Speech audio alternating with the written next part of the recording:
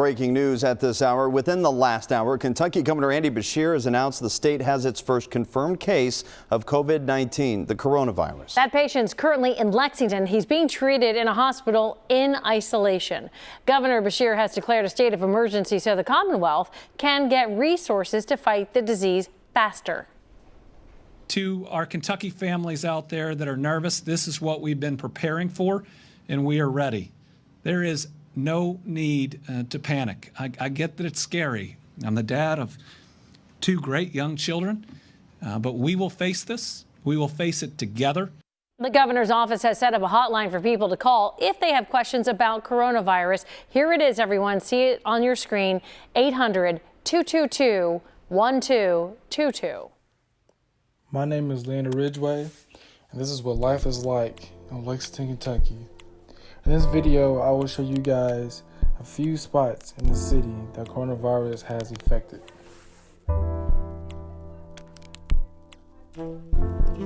The first thing I want to mention to you guys is the school. The school I will be showing you guys is Frederick Douglass and Cargie Woodson Academy.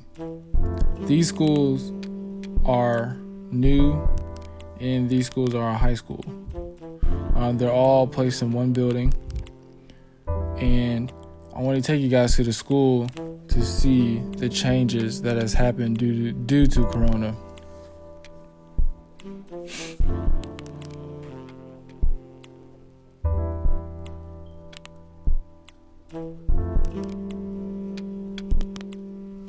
So as I'm pulling up to the parking lot, I want you guys to realize that there is barely any cars in the parking lot, and this is during a school day.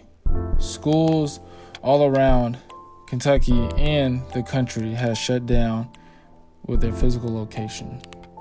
Another thing I want to point out is the lawn care of the school. You can tell that nobody hasn't really took care of the school's look.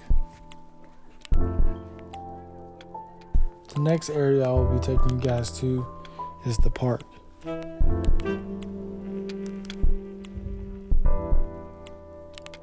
So notice as I'm driving through the city of Lexington, realize the traffic that is around me.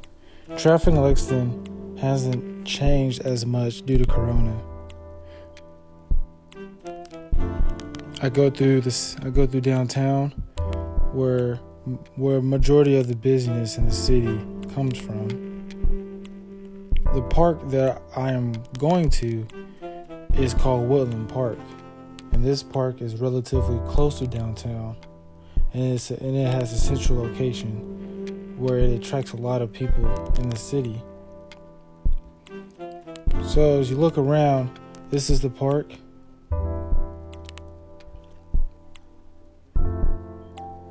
You see there on the tennis courts, it has caution tape going across it.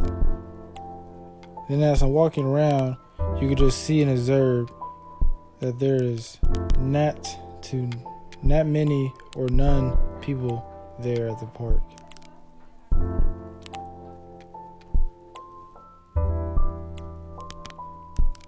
And then you see with the basketball court, you see they took the rim down. And then as you look down across the court, they do the same for that goal. The next spot I will be going to is a fast food restaurant.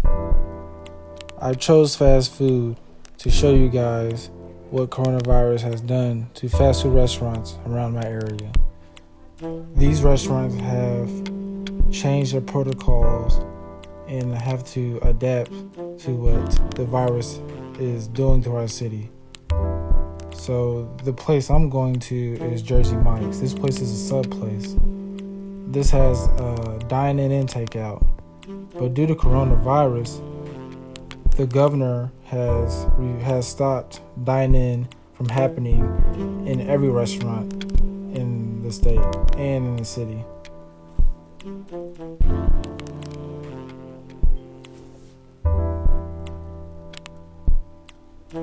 As I pull up, you see the open sign.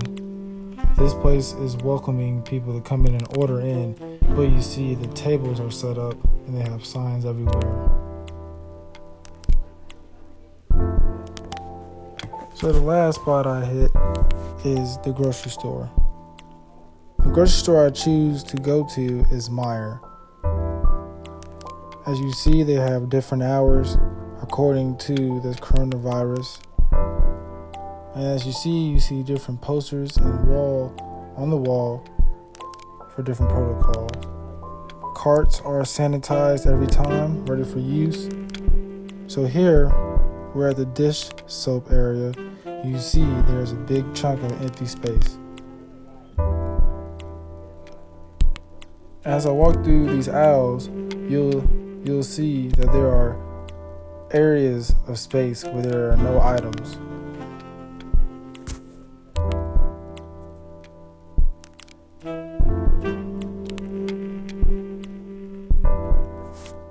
As I continue to look through different aisles, I go to the paper towel section, and you see the front half looks pretty stocked, but then as I keep on going, you go to the end of the aisle, and you see there's a sign that there's a high demand for this product. And then as you also look, each product is limited to 2 per person. Now as I go through the water aisle, you see that there are spaces empty. Water is a high demand for a pandemic, a time like this. And then go to the end of the aisle where the jugs of water are. There's a huge gap in between that. And this is 5 jugs per person.